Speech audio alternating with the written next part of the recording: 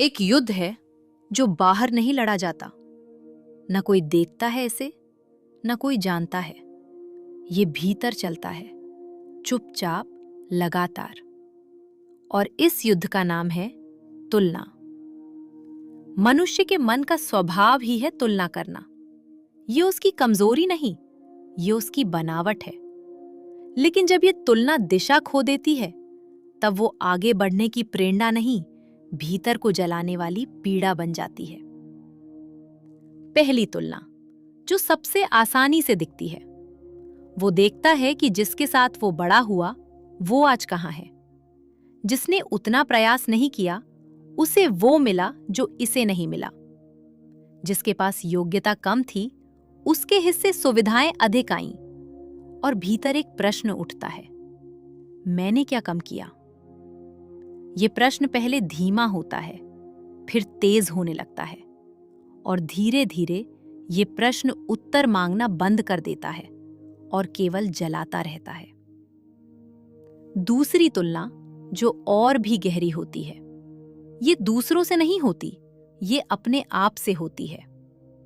वो याद करता है कि एक समय था जब सब ठीक था, जब मन हल्का था, जब रिश्ते सरल थे, जब जीवन में एक लय थी।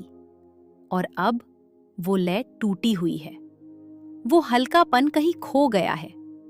मन कहता है, पहले जैसा क्यों नहीं रहा? कहाँ गलत हुआ? क्या मैं पहले से कम हो गया? ये तुलना दूसरों से तुलना से ज्यादा चुप होती है, इसलिए ज्यादा खतरनाक भी। और तीसरी तुलना सबसे गहरी, सबसे अदृश्य। ये उससे होती है जो होना चाहिए था। मैंने इतना किया, फिर भी यहां हूं। मैंने इतना सहा, फिर भी यही मिला। मैंने सब सही किया, फिर भी जीवन ने न्याय नहीं किया। ये तुलना सबसे भारी होती है, क्योंकि ये किसी से नहीं, जीवन से ही शिकायत है। और जब मनुष्य जीवन से ही थक जाए, तब भीतर एक गहरा अंधकार उतरने लगता है। कृष्ण ने अर्जुन के भीतर यही तीनों तुलनाएं देखी थीं। अर्जुन ने दूसरों को देखा, भीष्म, द्रोण, कर्ण, और स्वयं को कमजोर पाया। अर्जुन ने अपने अतीत को देखा, वो समय जब सब सरल था, और वर्तमान असह्य लगा। अर्जुन ने सोचा कि उसने जो किया, जो सहा, उसका ये परिणाम उचित नहीं, और वो टूट गया। तब कृष्ण ने एक बात कही जो तुलना की हर जड़ को काटती है।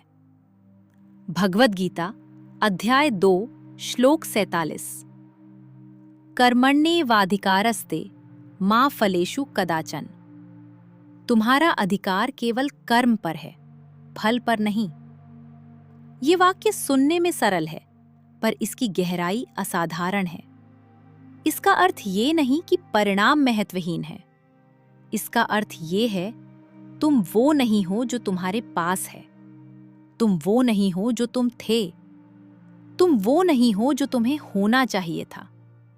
तुम वो हो जो तुम अभी कर रहे हो, और किस भाव से कर रहे हो। तुलना बाहर की दुनिया से होती है, कर्मयोग भीतर की दुनिया बनाता है।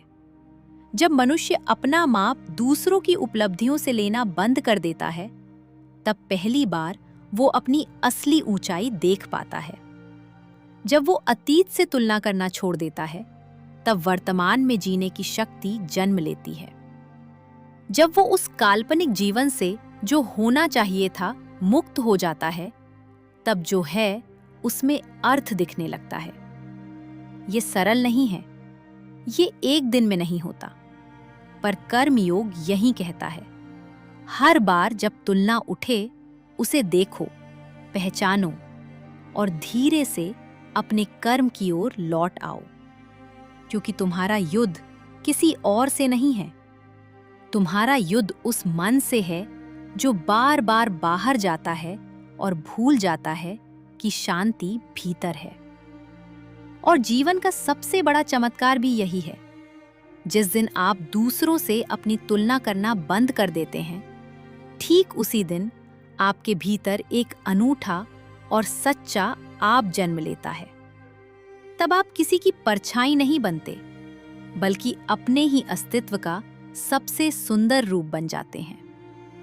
यही तुलना से मुक्ति है और यही स्वयं की खोज है।